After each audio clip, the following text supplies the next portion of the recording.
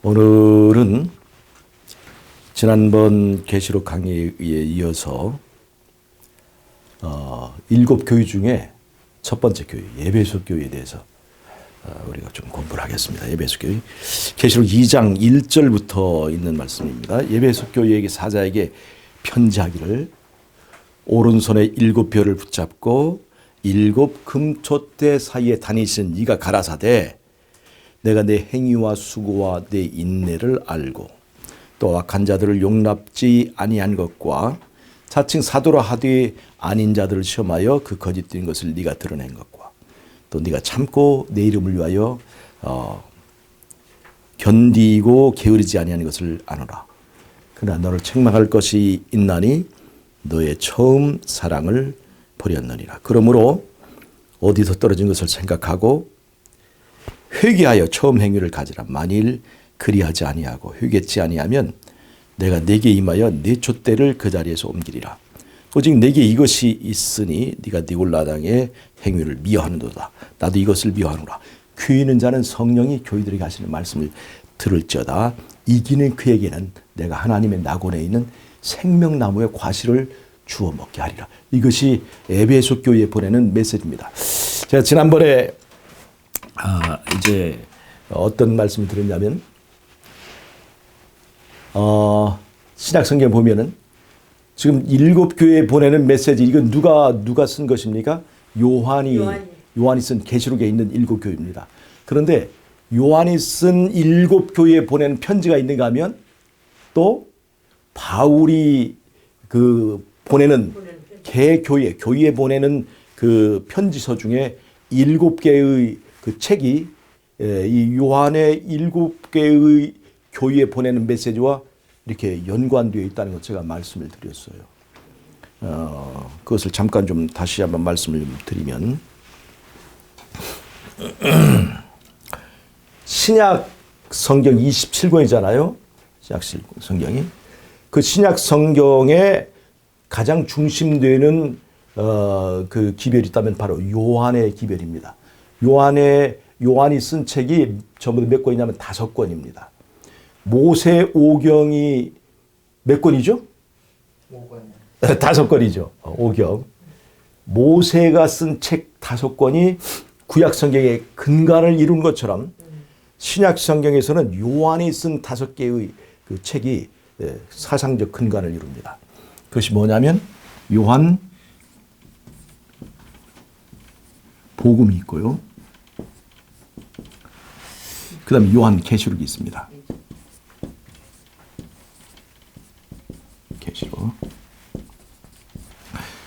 요한 이 복음서에서 아주 가장 정말 굵직한 복음서를 썼을 뿐만 아니라 또 예언서까지 정말 중요한 예언서를 기록한 것은 요한이 유일합니다. 자, 그 다음에 요한복음과 요한계시록 사이에 요한 1, 2, 3서가 있어요. 그래서 요한은 5권의 책을 썼습니다. 이 5권의 책이 사실 신약 성경의 중심 주제라고 할 수 있습니다. 이 요한복음의 핵심 사상은 말씀이 육신이 되심이에요. 말씀이 육신이 되심이에요. 즉 육신이 되신 말씀, 육신이 되신 말씀에 관한 기록이 바로 요한복음입니다. 이 요한복음은 사복음서의 총론과 같은 책입니다. 총론. 사복음서의 총론이에요. 그 다음에 이 요한복음을 빼고 나면 공관복음 3권이 남습니다. 공관복음 3권. 같은 사건을 다른 관점에서 본 3권이 나오는데 그것이 바로 마태복음과 마가복음과 누가복음입니다. 마태복음은 유대인들을 위해서 쓴 책이에요. 마태복음은. 그러니까 마태복음은 유대인들 쓴 책이기 때문에 유대인들은 구약 성경을 잘 알까요, 모를까요? 잘 알죠. 성경에 대해서 아주 해박한 민족이죠. 그래서 마태복음에는 설교가 제일 많습니다. 그리고 그래서 마태복음에는 말씀이 있는 책이에요. 그리고 이 마태복음은 예수님을 하나님의 아들로 소개하고 있습니다. 예수님을 하나님의 아들. 다른 말로 하면 예수님이 하나님이라는 것을 강조하고 있어요. 하나님이라는 것을. 마가복음은 로마인들을 위해서 쓴 책입니다. 사도 베드로의 그 이야기를 비서였던 마가가 이제 쓴 책이죠. 로마인들은 성경을 잘 알까요, 모를까요? 로마인들은 성경을 잘 모릅니다. 이방인들이죠. 그래서 마가복음에는 설교가 많지 않아요. 뭐가 있느냐? 예수님의 이적, 행동하시는 종으로서의 예수님을 설명하고 있습니다. 마태복음이 왕으로서의 그 하나님으로서의 그 예수님을 소개하고 있다면 마가복음은 종으로서 섬기신 그 기록을 하고 있습니다. 그래서 마가복음에는 행동하시는 예수님, 그래서 이적과 기사가 제일 많이 있습니다. 그래서 마가복음에는 이적과 기사, 행동하시는 예수님의 행위, 예수님의 행동이 제일 많이 나와 있죠. 누가복음은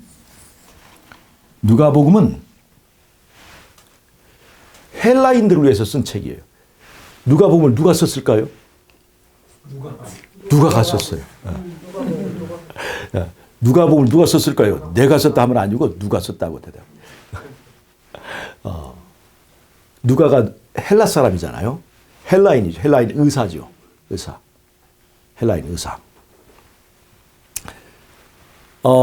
이 누가복음은요, 예수님을 인자로 표현하고 있습니다. 인자가 무슨 말이에요? 인자하신 하나님이 아니라 사람의 아들이라는 뜻이에요. 즉 예수님의 인성으로서의 인간으로서 예수님을 표현을 했습니다. 여러분 아시지만은 헬라의 신화나 이렇게 보면 그 신들이 전부 다 인간과 똑같은 모양을 하고 있어요. 인간화된 신을 말하고 있죠. 그래서 이 누가복음에서 예수님은 예수님의 인간된 면을 강조하고 있습니다. 그리고 누가복음에는 뭐가 많냐면 비유가 많아요. 비유. 이 헬라인들을 위해서 책을 썼다고 그랬죠. 헬라인들이 굉장히 사유하고 철학적인 사람들이에요. 그래서 비유를 통해서 깊은 의미를 전달하는 그런 전달 방식을 썼습니다. 그래서 누가복음에는 비유가 있고, 그 다음에 누가복음은 예수님의 인간되심을 강조했습니다. 인자로서 표현을. 잘 보세요. 말씀이 육신이 되었다고 하는 것은 두 가지 의미가 있습니다. 하나는 하나님이 사람이 되었다는 것입니다. 즉 마태복음에서는 예수님을 하나님의 아들로 소개하고 있는데, 이 누가복음에서는 예수님을 인간으로서의 예수님을 설명하고 있습니다. 하나님이 사람이 되신, 마태복음에서 누가복음으로 흐르는 말씀이 육신이 되신 하나의 개념이 있는가 하면, 말씀이 육신이 되심이라고 하는 것은 하나님이 하신 말씀이 사람의 삶으로 나타나는 것, 즉 행동으로, 삶으로, 순종하는 삶으로 나타난다는 것이, 이게 말씀이 육신이 되심에 또 깊은 의미가 있습니다. 말씀이 육신이 된다는 것은 말씀이 말씀으로 끝나지 않고 그 말씀을 순종할 수 있다 없다, 행동할 수 있다는 것을 보여주는 것입니다. 그래서 이 마태복음에는 말씀이 많이 있고 마가복음에는 행동이 많이 있어요. 그래서 말씀에서 행동으로 가는 또 하나의 계통이 마태복음에서 마가복음으로 흐릅니다. 두 계통이 있어요. 공관복음에서. 자, 예수님이 사람이 되신 것은 우리에게 희망을 주기 위해서입니다. 사람의 모본이 되신 거예요. 이 말은 무슨 말입니까? 예수님이 사람이 되어서 하신 일들은 누구도 할 수 있다? 우리도 그렇게 할 수 있다는 것을 보여주는 것입니다. 이 말은 굉장히 중요한 의미가 있습니다. 하늘에서 시작된 하늘 전쟁의 의미가 뭐예요? 그 다음에 에덴 동산으로 이어져서 온 전쟁이 뭡니까? 사람이 하나님의 율법을 지킬 수 있다 없다? 이거 없다. 누구의 주장이에요? 사단의 주장입니다. 근데 예수님은 어떻게 해요? 사람이 하나님의 율법을 지킬 수 있다 없다? 지킬 수 있다. 있을 뿐만 아니라 그 이상을 할 수 있다. 어떻게 하면? 하나님께 의지하는 사람은 그것을 하고도 남는다. 근데 율법을 지키면 사단은 율법은 우리의 자유를 뺏어가고 우리를 노예로 만든다. 근데 예수님 뭐라고 말씀하세요? 진리가 너희를 자유케 하리니. 즉 진리가 뭐예요? 하나님의 말씀은 우리를 자유케 하고 우리를 하나님의 나라가 우리 안에 임하게 하는 것이다. 하나님의 말씀은 우리를 쉬게 하고 하나님의 말씀은 우리를 자유케 하고 하나님의 말씀은 우리를 행복하게 한다. 그래서 말씀대로 순종하면 내 안에 뭐가 있다? 천국이 있다는 것을 예수님이 보여주신 것입니다. 만약 예수님이 우리와 다른 어떤 상태에서 그 일을 했다면 우리는 그것을 우리에게 적용됩니까? 안 됩니까? 안 되는 것이죠. 근데 예수님이 굳이 인간이 되신 것은 우리도 그 일을 할 수 있었다. 그리고 할 수 있다. 그런데 왜 우리는 왜 못하느냐? 우리는 선택을 나를 믿고 살기 때문에 안 된다 하는 것을 보여준 거예요. 나를 믿으면 절대로 율법 지킬 수 없고 누구를 믿어야 된다? 하나님을 믿기로 선택하고 하나님께 의지하면 율법을 지키고도 남는다. 그것이 바로 예수님의 사상입니다. 여러분, 왜 우리가 율법을 지키지 못할까? 원인은 하나님을 믿지 않고 나를 믿기 때문에 그렇습니다. 나를 믿는 사람은 절대로 율법을 못 지켜요. 절대로 못 지킵니다. 어떤 율법도 못 지켜요? 일하라고 하는 율법도 못 지킬 뿐만 아니라 쉬라고 하는 것도 못 지켜요. 쉬라는 것도. 여러분, 안식일 계명이 일하라는 계명입니까? 쉬라는 계명입니까? 세상에 제일 쉬운 계명이 뭐냐면 이 쉬라는 계명인데 이걸 우리 지켜요, 못 지켜요? 그 이유가 뭡니까? 나를 믿기 때문에 그렇습니다. 왜 우리가 변화되지 않을까요? 왜 우리가 변화되지 않을까요? 이렇게 음식물도 골라 먹고 뭐 안식일도 잘 지키고 하는데 왜 변화되지 않을까요? 이유는 간단합니다. 사실은 예수 믿는다는 것은 포장일 뿐이고 실제로는 나를 믿고 살기 때문에 그렇습니다. 나 믿는 사람들, 그 열심, 그 믿음이 좋은 사람들 있잖아요. 믿음이 얼마나 좋은지 아시죠? 우리는 정말 나를 믿는 일에는 철저한 믿음을 가지고 있습니다. 변화되지 않습니다. 그리고 우리는 자꾸 인간은 인간이기 때문에 변화가 안 되는 것이라고 변명하고 핑계를 댑니다. 실제로는 나를 믿고 있으면서. 솔직히 말해서 우리가 언제 예수님을 이렇게 믿어본 적이 있느냐 이 말이죠. 솔직히 말하면 우리끼리 있으니까 하는 말이지. 우리가 언제 뜨겁게 예수님을 믿어본 적이 있느냐. 사실 솔직한 얘기예요. 네. 그냥 우리가 죄는 지키긴 하지만 정직하게라도 양심이 좀 살아있으면 사실은 우리는 예수님을 그렇게 믿어본 적이 없다. 이게 첫 번째 우리의 회복의 첫 번째 단계입니다. 근데 누가복음은 이렇게 얘기합니다. 하나님을 믿고 하나님께 맡기면 하나님께서 힘을 주신다 안 주신다? 힘을 주신다. 누구를 보라? 예수님을 보라. 예수님을. 그것이 바로 누가복음의 사상입니다. 굉장히 중요한 거예요.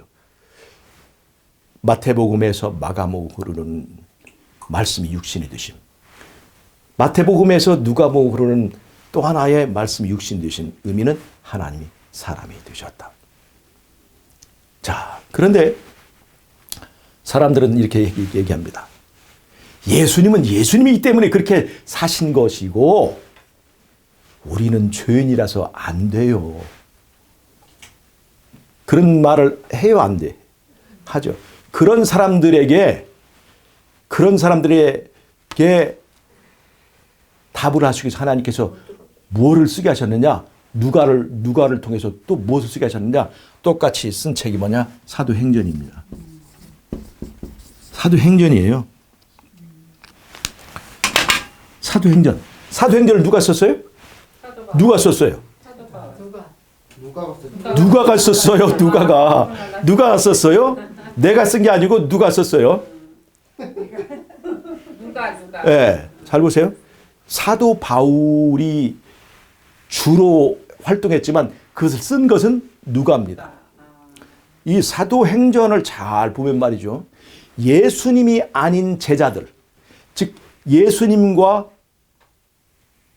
분명히 다른 우리와 똑같은 제자들이 그들이 성령을 받고 나갈 때 예수님이 하던 일을 그들이 했습니까? 못했습니까? 그들이 예수님이 했던 일보다 더 큰 일을 할 것이라고 예수님이 약속하셨는데 실제로 그런 일을 했죠? 기적만 행했습니까? 사람이 변화됐어요, 안 됐어요? 이 사도들은 우리와 똑같은 성경을 가졌고 그들은 정말 변화가 필요한 사람이었습니다.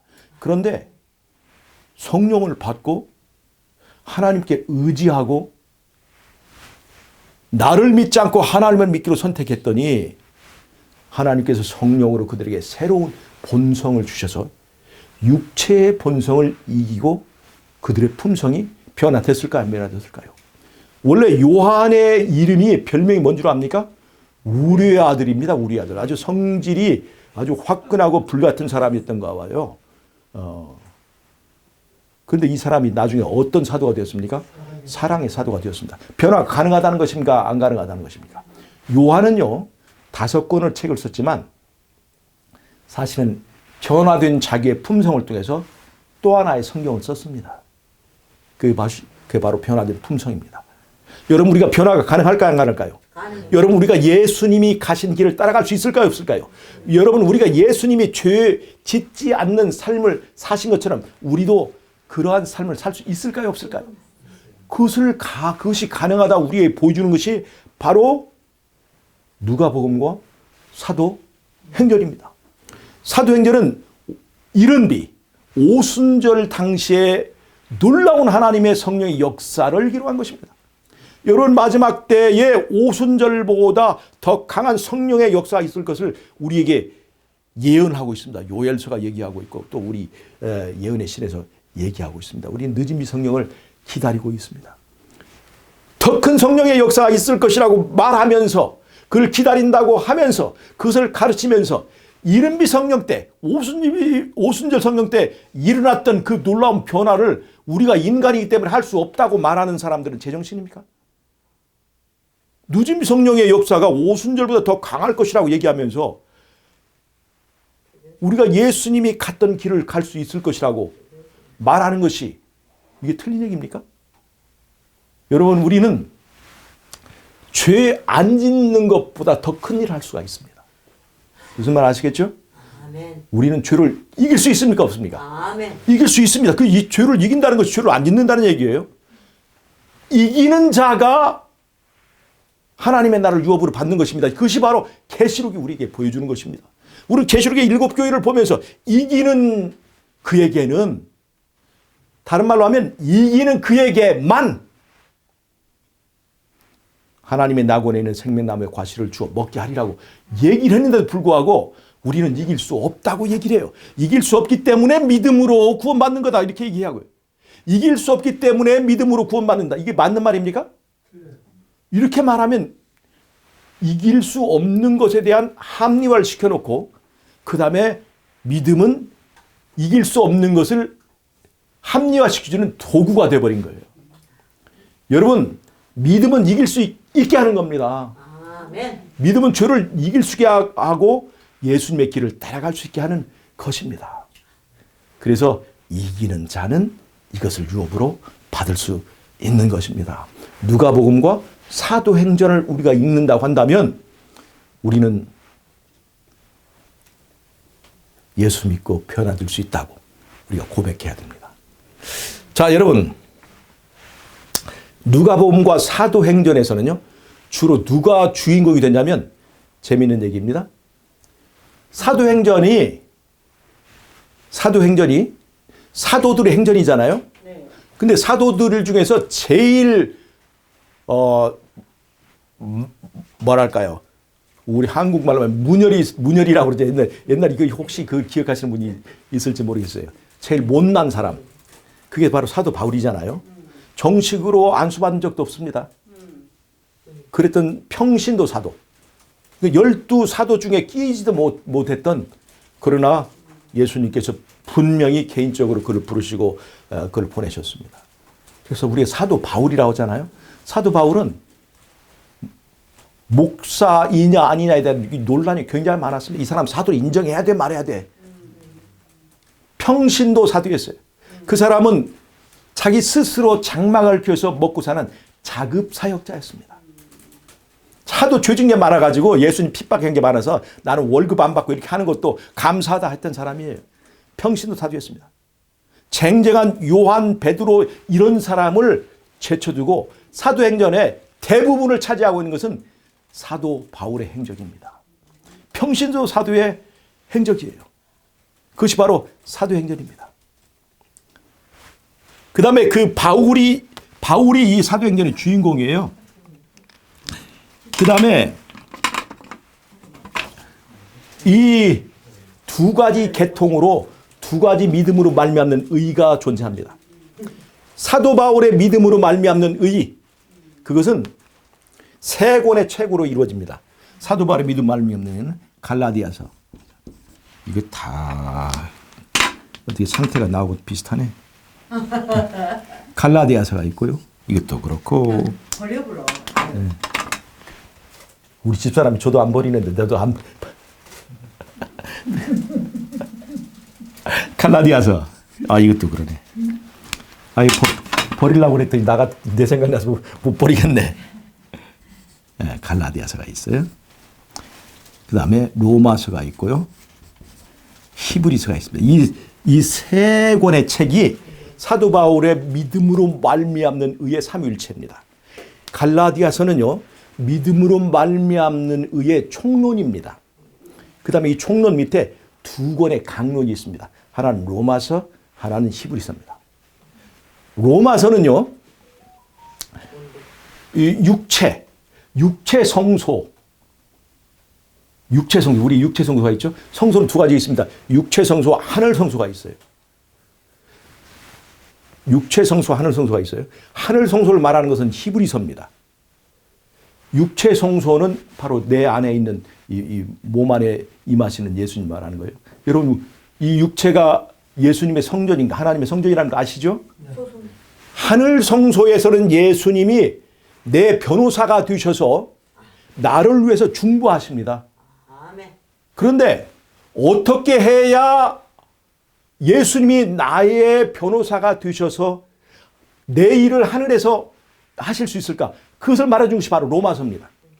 즉 육체 성소 안에 예수님을 왕으로 영접해야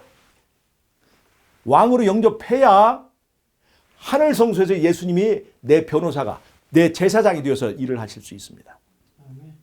이 두 가지. 그래서 로마서와 히브리서는 일치하는 거예요. 똑같이 믿음으로 말미암는 의를 말하는데 하나는 하늘 성소에 일하신 예수님, 하나는 육체 성소 안에 우리 안에 예수님이 다윗의 자손 왕으로 오셔야, 즉 왕을 바꿔야 하나님의 율법을 지키고 순종할 수 있다 하는 것을 말해주는 것이 바로 이 로마서예요. 믿음으로 말미암는 의는요, 행위냐 믿음이냐 이걸 가지고 자꾸 논의하다 보니까 믿음을 선택하고 행위를 저주하고 정죄하고 행위를 버리게 해서 그 다음에 율법을 안 지켜도 된다라는 이론으로 가는데 그것이 로마서의 핵심이 아닙니다. 로마서에서는요, 로마서에서 왜 행위를 정죄하느냐? 그 행위의 중심에 누가 있기 때문에, 나가 있기 때문에 그렇습니다. 나를 믿는 사람들이 어떤 것으로 흘러요? 자꾸 행위주의로 흐릅니다. 그것이 바로 율법주의자들이잖아요. 그래서 로마서에 강조하는 것은 왕을 바꿔라, 왕을. 그래서 로마서 1장 2절 3절에 보면 예수님을 다윗의 후손으로 소개하고 있습니다. 왜 다윗의 후손을 소개하고 있어요? 다윗의 후손이라는 것은 예수님이 정당한 왕이 될 수 있는 자격이 있는 분이다 하는 것을 지금 말하기 위해서 그런 겁니다. 즉 내 안에 불법한 왕이 있어요. 그게 누구예요? 나예요. 나. 자아를 섬기고 있어요. 이 왕을 몰아내야 된다는 거예요. 이 왕을. 그래서 예수님을 내 안에, 내 육체 성소 안에 왕으로 영접해야 내가 율법의 의를 이룰 수 있다. 그것이 바로 믿음이에요. 믿음. 자, 예수님을 왕으로 영접하려면 뭐가 필요합니까? 믿음이 필요한 거예요. 믿음이. 그래서 로마서가 믿음의 장인 거예요. 믿음이라고 하는 것은 내 행위를 없애는 것이 아니라 행위의 주체를 바꾸는 것입니다. 행위의 주체를. 아시겠어요? 내가 예수님을 영접하게 되면 내게서 행위가 나올까요? 안 나올까요? 나오죠. 그 행위는 누구의 행위예요? 성령의 열매예요. 그것이 바로 예수님의 행위입니다. 순종할 수 있을까요? 없을까요? 예수님이 내 행위의 주체가 되면 우리는 예수님이 가신 길을 갈 수 있고 예수님이 행하신 일을 할 수 있게 되는 것입니다. 그게 로마서예요. 아멘. 히브리서와 로마서와 일치하게 하라. 이것이 바로 사도 바울의 사상입니다. 이 믿음으로 말미암는 의를 압축하고 사람들이 가장 쉽게 설명한 것이 뭐냐면 간단하게 만든 전도지. 사도 바울이 전도지를 만드는데 그것이 바로 빌레몬서입니다. 빌레몬서예요. 빌레몬서. 빌레몬서는 뭡니까? 골로새 귀족인 빌레몬에게 오네시모라고 하는 종이 있었는데 그 종이 노예가 있었는데 정말로 자유를 찾고 싶어서 자유를. 빌레몬으로부터 빌레몬이 예수 믿는 사람이니까 좋은 사람이죠. 나쁜 사람이 아니에요. 자기 종에게 자기 노예에게 잘해줬을까 안 잘해줬을까요? 다른 로마 다른 사람들보다 잘해줬을까 안 해줬을까요? 굉장히 잘해줬죠. 그런데도 이 사람은 이 오네시모는 자유가 그리웠어요. 자유.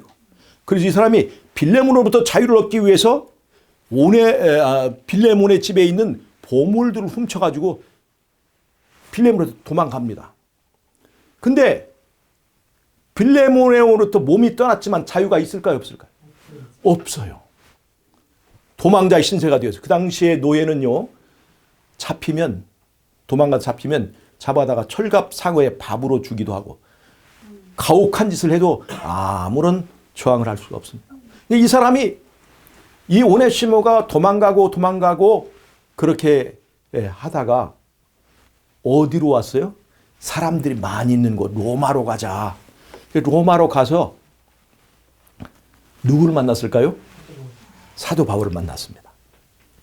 사도 바울이 감옥에 있었는데 그때 사도 바울의 설교를 듣고 오네시모가 회심했습니다. 예수님은 섬김을 받으려 오지 않고 섬기기 위하여 이 땅에 오셨다고 하는 그 예수님의 복음을 듣고 오네시모가 회심했습니다. 사도 바울이 감옥에 있을 때 사도 바울과 친했던 모든 사람들이 다 떠나갔습니다. 사도 바울이 그 자신의 심경을 피력하는 이야기가 있습니다. 누구도 떠나갔고 누구도 떠나고 내 곁에 아무도 없다 할 때 끝까지 이 오네시모는 사도 바울 옆에서 죄수의 몸으로 이게 잡혀있는 사도 바울 옆에서 그의 수발을 들었습니다. 그러니까 사도 바울이 오네시모가 너무나 고마울까요? 안 고마울까요? 정말로 고마운 자신의 아들같이 됐습니다. 그리고 사도 바울은 빌레몬에게 복음을 전해줬고 빌레몬을 회심시킨 사람이었습니다. 그리고 오네시모의 그 전에 그 신분 관계를 알았을까요? 몰랐을까요? 다 알고 있었습니다. 근데 이 오네시모가 자기를 위해서 그렇게 목숨을 바칠 정도로 이렇게 자기를 지켜주고 있는 것이 너무너무 고마워서 이 사도 바울이 오네시모에게 하나의 선물을 주기로 하는데 그것이 뭐냐면 바로 빌레몬에게 돌아가서 빌레몬과 화해하도록 해주기 위해서 쓴 편지가 바로 무슨 편지예요? 빌레몬서입니다. 여러분 그 빌레몬서를 읽어보면요. 빌레몬서를 읽어보면 놀라운 얘기가 있습니다. 이게 복음에 압축된 거예요. 빌레몬에 편지합니다. 빌레몬아, 내가 오네시모를 너에게 보내는데 오네시모가 나에게 너무나 잘해주었다. 네가 마땅히 내 아들이 되어서 네가 해야 될 일을 이 오네시모와 다른 사람이 다 떠날 때 나를 위해서 섬기고 노예처럼 즐겨서 나를 위해서 헌신해 주었다. 자, 그러니까 빌레몬, 내가 오네시모를 너한테 보내는데 이제 오네시모를 볼 때 오네시모를 보지 말고 나를 보고 오네시모를 용서해다오. 빌레몬, 내가 너에게 복음을 전해서 너에게 영생의 이 복음을 전해서 너 나한테 빚진 거 있지 않느냐? 빌레몬, 계산할 것이 있으면 내 앞으로 회개해다오. 내 앞으로 계산해다오. 여러분, 이게 복음 아닙니까? 이게 우리가 예수님 때문에 구원받는 원리를 빌레몬, 사도 바울, 오네시모 이 삼각관계를 이해하면 복음은 딱 머릿속으로 이해가 되는 거예요. 이게 바로 믿음으로 말미암는 의에 가장 압축되고 가장 단순하게 설명할 수 있는 사도 바울의 전도지입니다. 바울은 누구예요? 예수님입니다. 빌레몬은 뭡니까? 율법입니다. 율법. 오네시모가 빌레몬으로부터 자유를 찾기를 원했던 것처럼 우리는 율법의 정죄로부터 도망가고 자유를 얻기 위해서 도망가 보지만 도망이 피해져요, 안 피해져요? 피할 수가 없습니다. 그러나 우리가 누구 때문에 이 율법과 화목하게 될 수 있어요? 예수님 때문에. 우리가 예수님을 영접하고 율법하게 없으면 율법은 나를 보는 것이 아니라 내가 영접한 예수님을 보고 예수님 때문에 나를 용서하고 율법과 우리는 화목하게 되는 것입니다. 전에는 예수님 없을 때는 율법은 우리를 잡아 죽이려는 경찰과 같은 것이었지만 이제는 율법과 화목한 데는 우리의 구원을 누가 보장해 주는 거예요?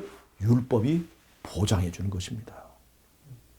율법이 영원한 것처럼 우리의 구원도 영원한 것이 되게 하는 것이 바로 이 율법의 역할입니다. 여러분, 사도 바울이 오네시모를 자유롭게 하기 위해서 오네시모, 내가 여기 이 비상을 줄 테니까 이걸 가지고 갔다가 오네시모를 만나면 거기다 포도주를 한 잔을 화해의 잔이라고 주어. 그리고 거기다 비상을 집어넣어라. 그래가지고 빌레몬이 이 비상이 든 포도주를 한 잔 꿀꺽꿀꺽 마시는 순간 5분이 지나면 빌레몬은 꼬꾸라져 죽을 것이고 너는 빌레몬으로부터 자유롭게 될 거야. 이런 방법을 알려줬습니까? 잘 보세요. 사도 바울이 빌레몬과 오네시모를 화해시킬 때 빌레몬을 제거하는 방법을 쓰지 않았습니다. 빌레몬과 오네시모가 화해하게 만들었어요. 빌레몬은 바울을 사랑했습니까? 안 사랑했습니까? 사랑한. 빌레몬은 바울에게 빚진 자이죠. 그런데 오네시모를 보고 오네시모의 편지를 볼 때에 오네시모를 본 것이 아니라 바울을 보고 오네시모를 친구로 받아주었습니다. 종이 아니라 친구로 받아주었어요. 이 오네시모는 나중에 에베소 교회의 주교가 되었습니다. 주교가. 이 오네시모가. 그래서 오네시모와 빌레몬이 화해한 것처럼 우리는 하나님의 율법과 화목하게 되는 것입니다. 그래서 시편 1편에서 복 있는 사람은 악인의 꾀를 쫓지 않고 주야로 율법을 묵상하고 즐거워하는 것입니다. 이 상태로 만들어주는 거예요. 이것이 바로 믿음으로 말미암는 의입니다. 자, 여러분, 이렇게 바울 계통의 믿음으로 말미암는 복음이 있다면 또 여기 마가복음의 주인공은 베드로입니다. 베드로. 로마인들에게 복음을 전한 것은 베드로였고 베드로의 그 이야기를 글로 작성한 것이 바로 마가복음이에요. 그래서 마가복음은 베드로 복음이라고 하는 것입니다. 베드로 복음. 그래서 마가복음 계통에 믿음으로 말미암는 의가 있는데 그것이 바로 베드로 전후서입니다. 그리고 또 같은 계통에 유다서가 있어요. 유다서. 베드로 전후서에는 말이죠. 베드로 전후서는 뭘 강조했느냐? 너희가 흠없고 점없는 어린 양의 피로부터 정결하게 함을 입었으니까 그리스도 임하실 때 흠없고 점없는 사람이 되라. 그 사람의 삶을 흠없는 삶을 강조했습니다. 흠없는 행위를 강조했어요. 자, 보세요. 베드로는 말이죠. 로마에서 살겠습니다. 로마에서 그리스도인들이 좋은 평판을 받았을까요? 나쁜 평판을 받았을까요? 사람들이 누명을 씌웠습니다. 로마의 화재 때도 그 화재를 누가 일으켰다? 그리스도인들이 일으킨 것이라고 그렇게 다 죄를 뒤집어 씌웠습니다. 그래서 사람들이 그리스도인들을 보면 좋을까요? 안 좋을까요? 아주 안 좋은 인식을 가지고 있었습니다. 그래서 베드로는 뭐라고 얘기했냐면 심지어 우리를 정죄하는 로마 사람들이 다른 이방인이 볼 때도 흠잡을 수 없을 정도로 누구도 인정하는 이방인들이 보기에도 부정할 수 없는 흠없고 점없고 사랑스러운 그리스도의 품성을 가지라고 우리에게 강조하고 있습니다. 이게 베드로 전후서 유다서의 얘기입니다. 사도 바울은 율법주의자들을 배경으로 글을 쓴 것이고 이 베드로 전후서 유다서는 영지주의자들을 배경으로 글을 썼습니다. 영지주의자들의 두 계통이 있는데 영지주의자는 영과 육이 따로따로다.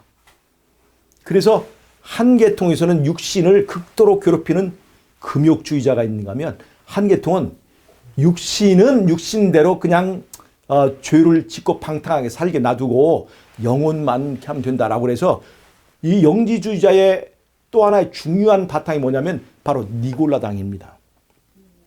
발람의 교훈을 좇는 자예요. 방탕하게 만드는 겁니다. 그래서 하나는 율법주의자, 너무나 또 극심한 율법주의자, 또 하나는 세속주의자. 그런 서로의 그 복음의 배경이 달라요. 그래서 베드로 전서 후서는 그런 흠없는 행위를 강조했습니다. 로마서 이 사도 바울의 이야기는 우리 마음속의 주인을 바꾸는 일, 바로 믿음을 강조한 것입니다. 이 두 가지가 같은 얘기지만 다른 배경, 다른 관점에서 이렇게 표현된 거예요. 이렇게 지금까지 했던 이 모든 이 계통을 빼놓고 나머지 남은 책이 바로 7권이에요. 그것이 바로 개교유에 보내는 7개는 그의 서신, 교유 서신입니다. 물론 로마서도 교유 서신이에요. 그러나 로마서는 그냥 어떤 하나의 한 교유를 말하기보다 중요한 사상적 주제를 가진 그 책에서 그걸 따로 빼놓고 이렇게 빼놓으면 말이죠. 7개의 나머지 교유 서신이 나옵니다. 자, 보세요. 요한이 쓴 7교회는 맨 처음에 에베소 교회죠. 그 다음에 서문학 교회. 그 다음에 버가모 교회. 그 다음에 두아데라 교회. 사대 교회. 빌라델비아 교회. 라오디게아 교회. 이렇게 해서 7개의 교회입니다. 이것은 요한이 사역했던 그 소아시아 지역에서의 있던 교회들입니다. 이 당시에 교회가 이 7개밖에 없었을까요? 이 소아시아의 우편도로에도 이 7교회 말고 다른 교회들이 더 있었습니다. 그러나 왜 7교회만을 택했을까요? 그 7교회에 적용되는 특성이 이것이 신약시대의 7시대에 적용하기 위해서 특별한 목적을 두고 빼낸 거예요. 계시록은 신약시대 전체에 적용되는 예언서이기 때문에 이 7교회는 신약교회 전체에 보내는 메시지를 갖고 있어야 됩니다. 그래서 그것은 시대적으로 적용됩니다. 물론 그 시대에 에베소 교회가 그런 특징이 있었고 그 시대의 서문학 교회가 그런 특징이 있었어요. 즉 그 시대에 공간적 장소적으로 적용이 되지만 더 중요한 포인트는 뭐냐면 시대적 적용이라는 걸 제가 말씀드렸습니다. 이것은 우리 재림교회만이 하는 특별한 적용이라고 보면 됩니다. 대부분 그렇게 인정을 하지 않죠. 제가 이것이 왜 타당한가 제가 지난번에 말씀드렸습니다. 구약 시대도 출애굽한 후에 사사시대, 그 다음에 왕정이 있기 전에 그 과도기 시절이 있고 또 왕정 이후에 또 포로 시대가 있고 그 다음에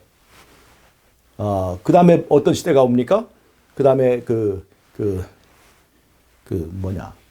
메데 바사 페르시아 시대가 오고 그 다음에 헬라 시대가 오고 그 다음에 로마 시대가 오고 하는 이런 것을 보면 그 구약에도 7개의 시대 구분이 있다는 것을 구약에도 7개의 시대 구분이 있는데 그 7개의 시대 구분을 신약시대 7시대와 딱 적용해 보면 딱 들어맞습니다. 거의 짝을 이루고 있어요. 제가 그것을 지난 시간에 다 설명을 했습니다. 그래서 이게 7교회를 7시대로 적용하는 것은 이게 정말 재림교회의 특별한 해안에서 나온 것입니다. 오늘 제가 말씀드리는 것이 바로 에베소 교회인데 그 에베소 교회가 이제 이걸 시대적으로 적용하고 설명하기 위해서 제가 이제 서론을 이제 얘기한 거예요. 지난번에 한 것을 복습한 것입니다. 복습하는데 벌써 4분의 3이 다 지나갔네. 자, 에베소 교회의 특징이 뭡니까?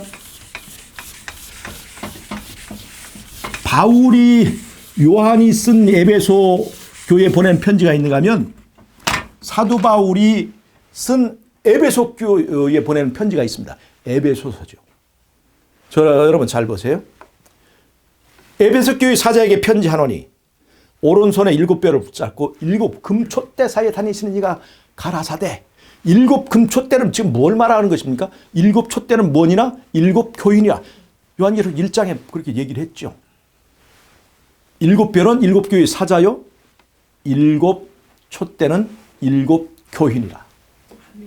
즉 에베소 교회의 7 촛대를 강조하신 것은 바로 이 에베소 교회에서 교회가 이 하나님의 이 복음을 받고 그리스도에 있는 사람들이 드디어 하나의 교회로서 인정을 받기 시작했기 때문에 그렇습니다. 에베소서의 주제가 뭡니까? 그것이 바로 뭐냐면 교회론입니다. 교회론. 교회란 어떻게 된 것이냐? 교회의 의미가 무엇이냐? 이걸 설명하는 것이 바로 에베소서예요. 그러니까 에베소서와 즉 바울이 쓴 에베소서와 사도 바울이 보낸 에베소 교회에 보내는 편지는 내용이 같은 것이라는 걸 알 수 있습니다. 연결되어 있습니다. 교회론입니다. 교회론. 자, 잘 보세요. 여기에 우리가 그 에베소 교회에 보낸 편지에서 읽었던 중에 보면 거짓 선지자들이 많이 나왔다고 그랬죠. 거짓 선지자들. 자칭 사도라 하나 그렇지 않고 거짓된 그 사도들을 시험했다고 나와 있죠. 에베소 교회에 바로 그러한 일들이 실제로 있었습니다. 교회 영지주의자들의 활동이 에베소 교회에 활약하고 있었습니다. 그래서 이 거짓 선지자들이 막 들어와서 그 교회가 이렇게 분파를 이루고 갈라지기 시작했습니다. 여러분 지금 우리 재림마을 그 게시판을 보면 예수님의 인성에 관한 아주 굉장한 논쟁이 붙어 있습니다. 예수님이 박진아 목사님하고 또 강명수 목사하고 아주 피 터지게 지금 싸우고 있죠. 강명수 목사가 누구예요? 있어요. 그런 분이 있어요. 그분이 견고한토대에 있다가 나와서 이렇게 사역을 하시는데 그 견고한토대의 중심 그 사상이 바로 예수님의 인성에 관한 것인데 한마디로 우리가 예수님처럼 죄 안 짓는 삶을 살 수 있느냐 없느냐 그것이 예수님의 인성과 관련되어 있습니다. 예수님의 인성이 우리와 같은 인성이냐 아니면 우리와 다른 인성이냐 하는 가지고 지금 싸우는 거예요. 여러분 이러한 비슷한 논쟁이 에베소 교회에 있었습니다. 또 에베소 시대 초대 교회 시대에 있었습니다. 그게 무슨 말이냐? 초대교회에 이런 이설들이 있었어요. 예수님의 성육신을 부정하는, 예를 들어서 예수님은 영이시고 예수님이 사람의 모양으로 나타난 것은 그냥 그런 모양만 있었을 뿐이지 실제로는 사람이 아니고 그냥 모양만, 형상만 보였을 뿐이다. 그리고 예수님의 가연설이라고 합니다. 가연설. 가짜로 나타나신 거다. 예수님 성육신을 부정하는 거예요. 또 어떤 일파에서는 이렇게 얘기합니다. 예수님은 그야말로 요셉과 마리아 사이에 난 아들인데 예수님이 하도 경건하고 성실하기 때문에 하나님께서 그 예수님이라고 하는 인간을 택해서 쓰신 것이다. 그렇게 말하고 있습니다. 여러분, 이런 예수님의 성육신을 부정하면 무슨 문제가 생길까요?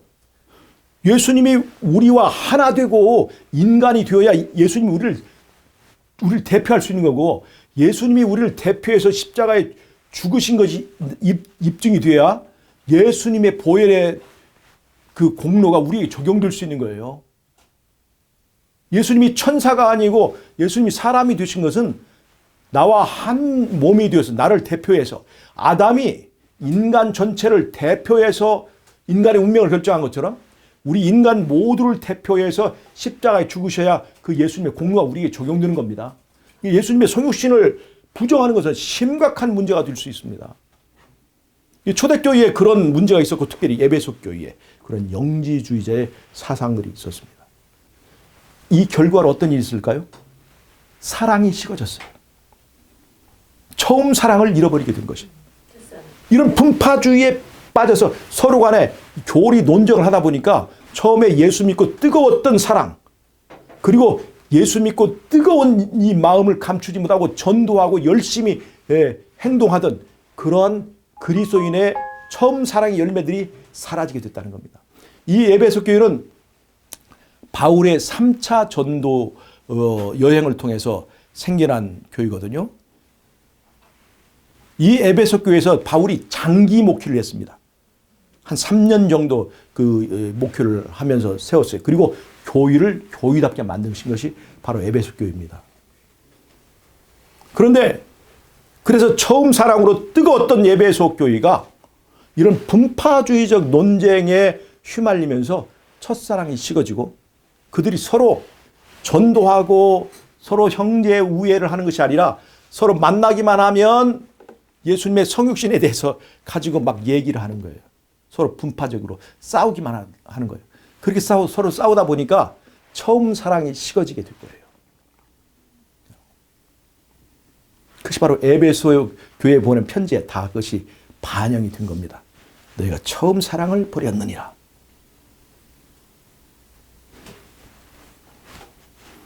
이기는 자는, 이기는 그에게는 내가 하나님의 나군에 있는 생명나무의 과실을 주워 먹게 하리라. 잘 보세요. 제가 오늘 그것만 말씀드리고 마치겠습니다. 촛대라고 그랬죠. 7 촛대. 자, 보세요. 촛대의 모양이 무엇인지 잘 보세요. 여기 십자가가 있습니다. 여기 예수님이 있어요. 이 십자가에다 예수님을 못 박게 되면 이게 촛대의 모양이 드는 거예요. 촛대의 모양은요, 십자가에 달리신 예수님의 형상입니다. 이게 무슨 말이냐? 잘 보세요. 교회는 그리스도의 몸입니까? 뭡니까? 몸이죠. 자, 그러니까 이게 그리스도의 몸을, 촛대가 그리스도의 몸을 잘 설명하고 있어야 하고 있어요. 이것이 바로 선악과를 따먹은 죄인들의 죄의 독을 해독해주는 생명나무의 형상입니다.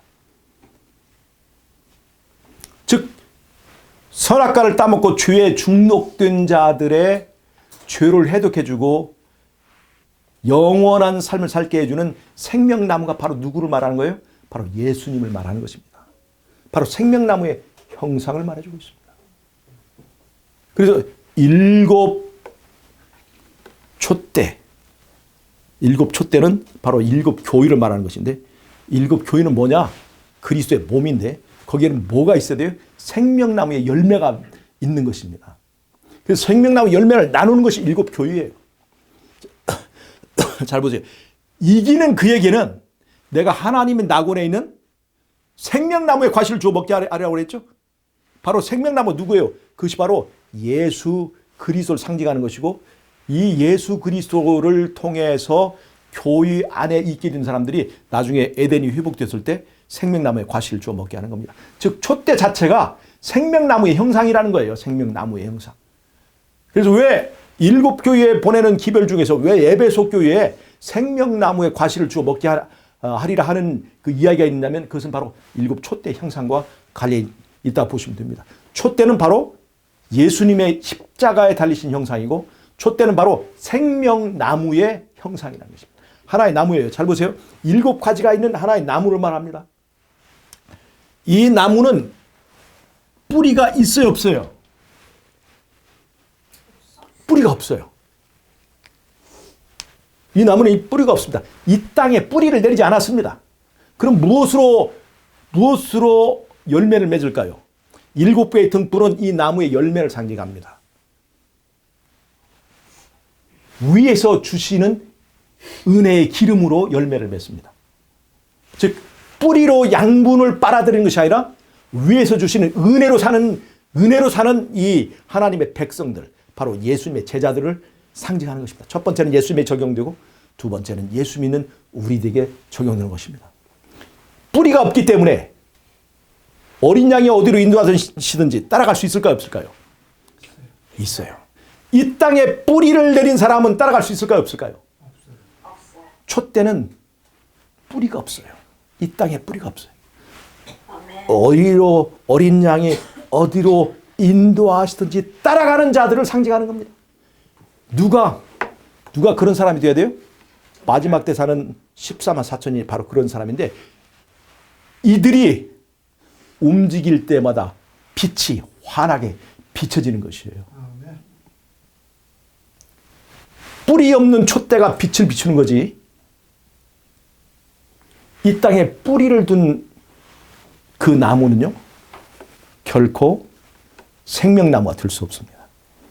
여러분, 우리 각자가, 우리 교회가 하나님의 낙원에 심겨진 생명나무가 될 수 있어야겠습니다. 아멘. 그리고 되어야 하겠습니다. 아멘. 뿌리를 이 땅에 두지 마시고 위에서 주시는 은혜로 사는, 바로 그것이 에베소 교회에 보내는 기별이라는 것을 제가 말씀드립니다. 다음 시간에는 에베소서를 우리가 공부하겠습니다. 에베소서를. 에베소 교회, 요한이 말한 에베소 교회 얘기하고, 그 다음에 에베소서를 우리가 공부하도록 하겠습니다. 에베소서에 있는 또 깊은 그 철학과 사상들을 더 연구를 하겠습니다.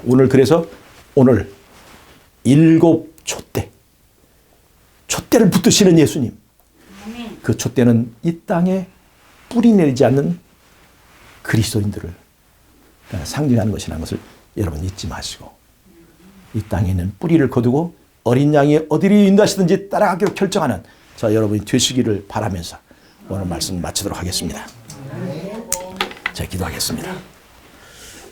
하나님, 우리 아버지, 우리를 촛대로 불러주셔서 감사합니다.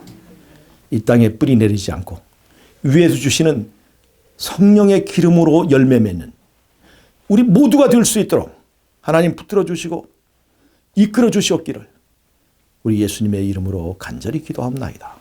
아멘. 오케이. 고.